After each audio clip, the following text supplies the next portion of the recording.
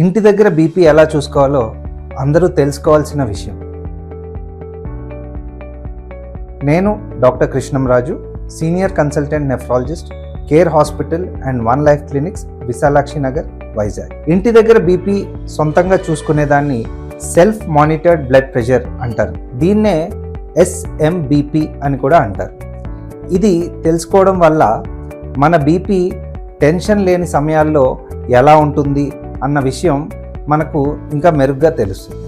దీనివల్ల మన డాక్టర్కి మన బీపీ గురించి ఇంకా మెరుగైన ఇన్ఫర్మేషన్ తెలుస్తుంది.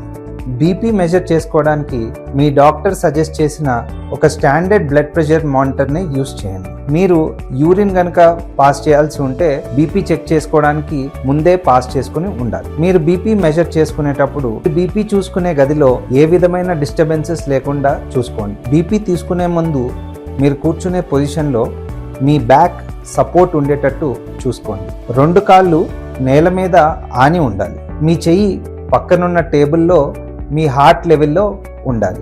బీపీ మెషిన్తో ఉండే కఫ్ మరీ టైట్గా లేకపోతే లూజ్గా ఉండకూడదు. తర్వాత మీ బీపీ చెక్ చేసుకోండి.